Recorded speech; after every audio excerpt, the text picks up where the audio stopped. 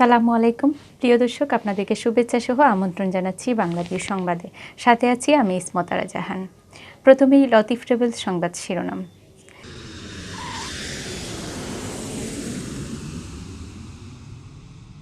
চীনা কোম্পানি সিনোফার্মের তৈরি 5 লাখ ডোজ করোনার টিকা দেশে আসছে চলতি মাসের 12 তারিখ। গত কয়েকদিনের তুলনায় দেশে কমছে করোনা ভাইরাসে মৃতের সংখ্যা, বেড়েছে দৈনিক শনাক্তের সংখ্যা। করোনা পরিস্থিতিতে এবার বাংলাদেশ সহ 4টি দেশ থেকে সংযুক্ত আরব আমিরাতে প্রবেশে নিষেধাজ্ঞা। সিলেট বিভাগে করোনায় ভয়াবহতা অব্যাহত, গত 24 ঘন্টায় প্রাণ হারিয়েছেন 2 জন, নতুন শনাক্ত আরও 74। পরিবেশ মন্ত্রী শাহাবুদ্দিনের পক্ষ থেকে খাদ্য সহায়তা জুড়ি উপজেলার 600টি অসহায় পরিবার। বেনাপোল স্থলবন্দর দিয়ে প্রতিদিন প্রবেশ করেছেন শত শত ভারত ফেরত বাংলাদেশি, জীবনের ঝুঁকি নিয়ে ইমিগ্রেশন কাজ করছে প্রশাসন। ঈদ উল ফিতর উপলক্ষে প্রতি বছরের ন্যায় এবারও নতুন কাপড় বিতরণ করেছে সিলেটের উদ্দীপন ইন্টারন্যাশনাল ক্লাব। এতক্ষণ শুনছিলেন শিরোনাম, এবার বিস্তারিত। চলতি মাসের 10 তারিখের মধ্যে নয় 12 তারিখ দেশে আসছে চীনা কোম্পানি সিনোফার্মের তৈরি 5 লাখ ডোজ করোনার টিকা। সোমবার ঢাকায় এক ভার্চুয়াল সংবাদ সম্মেলনে বাংলাদেশে নিযুক্ত চীনের রাষ্ট্রদূত লি জিমিং এ তথ্য জানিয়েছেন। এর আগে গত 3 মে স্বাস্থ্যমন্ত্রী ডাক্তার জাহিদ মালিক বলেছিলেন 10 মের মধ্যে চীন থেকে টিকা আসবে, কিন্তু রাষ্ট্রদূতের তথ্য অনুযায়ী আরও 2 দিন অপেক্ষা করতে হবে বাংলাদেশকে।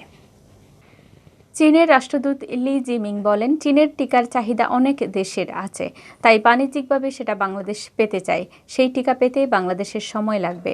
চীনের কয়েকটি টিকার মধ্যে বাংলাদেশ শুধু বাণিজ্যিকভাবে সিনোফার্মের টিকা পেতে বাংলাদেশ 30 এপ্রিল প্রস্তাব দিয়েছে।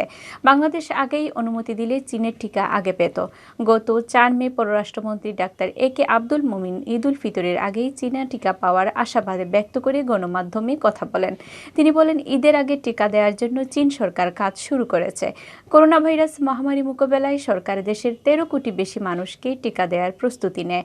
সেই লক্ষ্যে গত নভেম্বরে সেরাম ইনস্টিটিউটে তৈরি অক্সফোর্ড অ্যাস্ট্রাজেনেকার 3 কোটি ডোজে টিকা আনতে চুক্তি করে সরকার। ভারতে করোনা ভাইরাস দ্রুত ছড়িয়ে পড়ায় দেশটি টিকা রপ্তানি বন্ধ করে দেয়। ফলে বাংলাদেশের কেনা বাকি 2 কোটি 30 লাখ ডোজে টিকা পাওয়া নিয়ে অনিশ্চয়তা দেখা দেয়। এমন পরিস্থিতিতে রাশিয়ার স্পুটনিক ভি এবং চীনা কোম্পানি সিনোফার্মের তৈরি করোনা ভাইরাসের টিকা জরুরি ব্যবহারের অনুমোদন দেওয়া হয় সরকারের পক্ষ থেকে। গত কয়েকদিনের তুলনায় দেশে করোনা ভাইরাসে মৃত্যুর সংখ্যা কমেছে। এ সময় মারা গেছেন 38 জন। এর আগে গত 7 মে সর্বশেষ 40-এর নিচে নেমেছিল মৃত্যু, যা 6 সপ্তাহের মধ্যে সর্বনিম্ন মৃত্যু ছিল। এদিকে মৃত্যুর সংখ্যা কমলেও বেড়েছে দৈনিক শনাক্তের সংখ্যা। গত একদিনে শনাক্ত হয়েছেন 1,500-এর বেশি মানুষ। আজ সোমবার বিকেলে স্বাস্থ্য অধিদপ্তর থেকে দেয়া সংবাদ বিজ্ঞপ্তিতে এইসব তথ্য জানানো হয়। বিজ্ঞপ্তিতে বলা হয়েছে, গত 24 ঘন্টায় অ্যান্টিজেন টেস্ট সহ নমুনা পরীক্ষা করা হয়েছে 16,848টি। এসব নমুনা পরীক্ষায় 1,514 জন শনাক্ত হন। এ নিয়ে মোট শনাক্ত 7,75,272 জন। গত 24 ঘন্টায় মৃত হওয়া 38 জনের মধ্যে পুরুষ 25 জন আর নারী 13 জন। দেশে এ পর্যন্ত 11,972 জনের মৃত্যু হয়েছে করোনায়। বিজ্ঞপ্তিতে আরও বলা হয়েছে, গত 24 ঘন্টায় করোনা আক্রান্ত থেকে সুস্থ হয়েছেন 2,115 জন। এ নিয়ে মোট সুস্থ হয়েছেন 7,12,277 জন।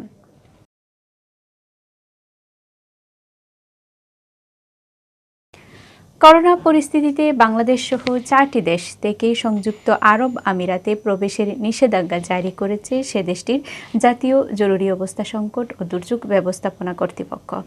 বুধবার রাত 12টা থেকে এই নিষেধাজ্ঞা কার্যকর হবে বলে জানিয়েছেন সংবাদ মাধ্যম খালিজ টাইমস।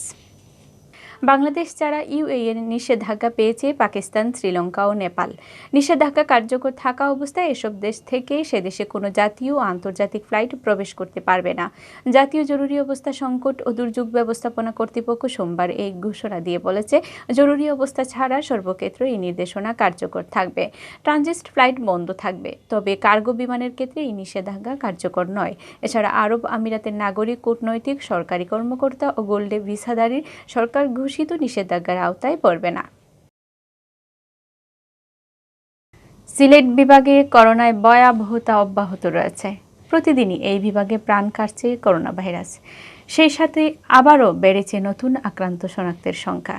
গতকাল সিলেট বিভাগে কোভিড-19 শনাক্ত হয়ে একদিনে প্রাণ হারিয়েছেন আরও 2 জন, আর শনাক্ত হয়েছেন 74 জন।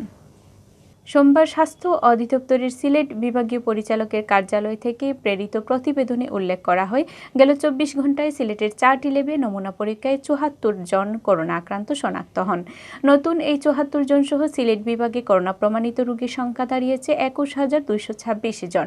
গত 24 ঘন্টায় সিলেট বিভাগে যে 2 জন মারা গেছেন, এদের মধ্যে সিলেট জেলার 1 জন ও অপরজন মৌলভীবাজার জেলার। এ পর্যন্ত সিলেট বিভাগে করোনায় মৃতের সংখ্যা বেড়ে দাঁড়ালো 369 জনে। তাদের মধ্যে রয়েছেন সিলেট জেলার 294 জন, সুনামগঞ্জে 28 জন, হবিগঞ্জে 18 জন ও মৌলভীবাজারের 29 জন রয়েছেন। এদিকে গত 24 ঘন্টায় সুস্থ হয়েছেন 94 জন। এ নিয়ে বিভাগে সুস্থ হওয়ার সংখ্যা দাঁড়ালো 20,010 জন। বর্তমানে সিলেট বিভাগের বিভিন্ন হাসপাতালে চিকিৎসাধীন রয়েছেন 209 জন। এর মধ্যে সিলেট জেলায় 196 জন, সুনামগঞ্জে 1 জন, হবিগঞ্জে 11 জন ও মৌলভীবাজারের 1 জন। মৌলভীবাজারের জুড়ি উপজেলায় করোনাভাইরাস মহামারীতে ক্ষতিগ্রস্ত ও অসহায় পরিবারের মাঝে খাদ্য সহায়তা প্রদান করা হয়েছে। স্থানীয় সাংসদ ও পরিবেশ, বন ও জলবায়ু পরিবর্তন মন্ত্রী মোহাম্মদ শাহাবুদ্দিনের পক্ষ থেকে খাদ্য সহায়তা প্রদান করা হয়। মঙ্গলবার দুপুরে মৌলভীবাজারের জুড়ি উপজেলায় খাদ্য সহায়তা প্রদান উপলক্ষে আয়োজিত অনুষ্ঠানে ভার্চুয়ালি যুক্ত হয়ে প্রধান অতিথির বক্তব্যে পরিবেশ, বন ও জলবায়ু পরিবর্তন মন্ত্রী মোহাম্মদ শাহাবুদ্দিন বলেন, দেশের একজন মানুষও যাতে খাদ্য সংকটে না থাকে সেই লক্ষ্যে সরকার কাজ করছে। প্রধানমন্ত্রী দেশের প্রত্যেকটি ইউনিয়নের অসহায় মানুষের জন্য খাদ্য সহায়তা ও নগদ অর্থ দেওয়ার ব্যবস্থা করেছেন। তিনি আরও বলেন, সরকারের উদ্যোগের ফলে করোনা ভাইরাসের সংক্রমণ বিশ্বের অন্যান্য দেশের তুলনায় বাংলাদেশে অনেকটা নিয়ন্ত্রণে আছে। তিনি সরকারের পাশাপাশি বেসরকারি সংস্থা, সংগঠন ও বিত্তবান মানুষকে সাহায্যের হাত বাড়ানোর আহ্বান জানান। সভায় উপস্থিত ছিলেন উপজেলা আওয়ামী লীগের সভাপতি বীর মুক্তিযোদ্ধা বদরুল হোসেন, সাধারণ সম্পাদক ফুলতলা ইউপি চেয়ারম্যান মাসুক আহমদ, সহ সভাপতি মাসুক মিয়া, যুগ্ম সাধারণ সম্পাদক উপজেলা ভাইস চেয়ারম্যান রিঙ্কু রঞ্জন দাস, যুগ্ম সম্পাদক জেলা পরিষদের সদস্য বদরুল ইসলাম, পশ্চিম জুড়ি ইউনিয়ন পরিষদের চেয়ারম্যান শ্রীকান্ত দাস, সাংগঠনিক সম্পাদক মাহবুবুল ইসলাম কাজল, আব্দুস সাত্তার, দপ্তর সম্পাদক সরেন্দ্র দাস শেখু এবং উপজেলা ও ইউনিয়ন আওয়ামী লীগের সভাপতি সম্পাদক সহ বিভিন্ন স্তরের নেতৃবৃন্দ। অনুষ্ঠানে করোনা ভাইরাসের ক্ষতিগ্রস্ত উপজেলার 6টি ইউনিয়নের 600 অসহায় পরিবারের মাঝে চাল, ডাল, তেল প্যাকেটজাত করে বিতরণ করা হয়।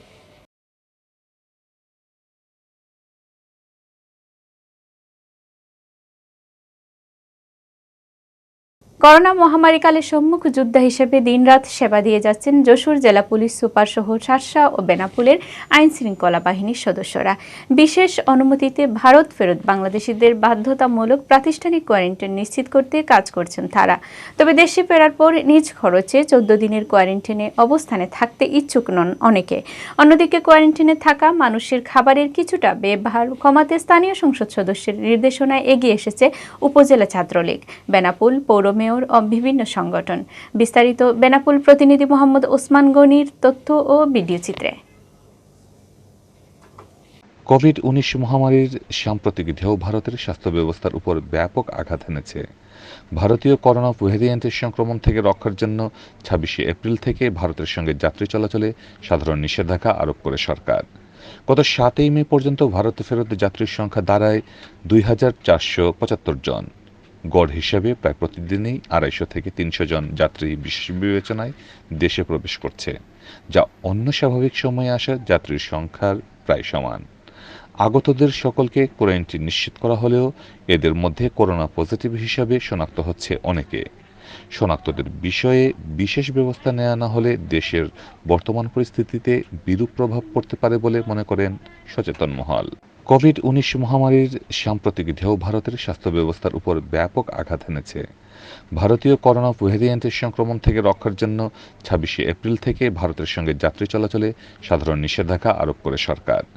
গত 7 মে পর্যন্ত ভারতে ফেরত যাত্রীর সংখ্যা দাঁড়ায় 2,475 জন। গড় হিসেবে প্রায় প্রতিদিনই 250 থেকে 300 জন যাত্রী বিশেষ বিবেচনায় দেশে প্রবেশ করছে। সরকার কর্তৃক যে বিধিনিষেধগুলো আছে সেগুলো প্রতিপালন করে যারা বাংলাদেশি যাত্রী ভারত থেকে বাংলাদেশে প্রবেশ করছে তাদেরকে আমরা প্রাতিষ্ঠানিক কোয়ারেন্টাইনে রাখছি। প্রাতিষ্ঠানিক কোয়ারেন্টাইন করার জন্য আমাদের জেলা পুলিশ এবং জেলা প্রশাসনের সাথে সমন্বয় করে এবং একই সাথে স্বাস্থ্য বিভাগের সাথে সমন্বয় করে আমরা এই কার্যক্রমগুলো সুষ্ঠুভাবে পরিচালনা করে যাচ্ছি। এবং একই সাথে প্রাথমিকভাবে তাদেরকে আমরা যশোরে রেখেছি এবং যশোরের পাশাপাশি যেহেতু অনেক যাত্রী আসছে, আমরা পার্শ্ববর্তী যে জেলাগুলো আছে তাদের সহায়তা নিচ্ছি। প্রতি বছরের ন্যায় এবারও পবিত্র ঈদ উল ফিতর উপলক্ষে নতুন কাপড় বিতরণ করেছে সিলেট নগরীর উদ্দীপন ইন্টারন্যাশনাল ক্লাব। এবছর ক্লাবের উদ্যোগে 600 গরিব ও দুস্থ নারী পুরুষের মধ্যে ঈদ উপহার হিসেবে শাড়ি লুঙ্গি কাপড় বিতরণ করা হয়। সোমবার বিকালে সিলেট নগরীর মীরাবাজারস্থ উদ্দীপন ইন্টারন্যাশনাল ক্লাবে নিজ কার্যালয়ে স্বাস্থ্যবিধি মেনে ঈদ উপহার বিতরণ অনুষ্ঠিত হয়। মিসবাউদ্দিন চৌধুরী রূপনের সভাপতিত্বে প্রধান অতিথি হিসেবে উপস্থিত ছিলেন নওশাদ আহমদ চৌধুরী। তিনি বলেন, প্রধান অতিথি নওশাদ আহমদ চৌধুরী বলেন, প্রতি বছর গরিব দুস্থ মানুষের মধ্যে ঈদের নতুন কাপড় বিতরণের মাধ্যমে তাদের মুখে হাসি ফোটানোর চেষ্টা করছি। এই সময় বিশেষ অতিথি হিসেবে উপস্থিত ছিলেন মহিউদ্দিন চৌধুরী স্বপন। এ সময় আরও উপস্থিত ছিলেন ফয়েজ আহমেদ দৌলত, আব্দুল হান্নান খন্দকার, জামাল উদ্দিন আহমদ কুটি, সিরাজুল ইসলাম সিরাজ, জুবের আহমদ, কামাল হোসেন, জুনেদ আহমদ, নুরুল আমিন, হুসেন, উজ্জ্বল, আঞ্জুম, ধ্রুব, ইউসুফ আহমদ প্রমুখ।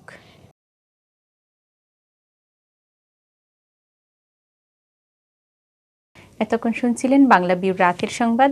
সাথে থাকার জন্য ধন্যবাদ।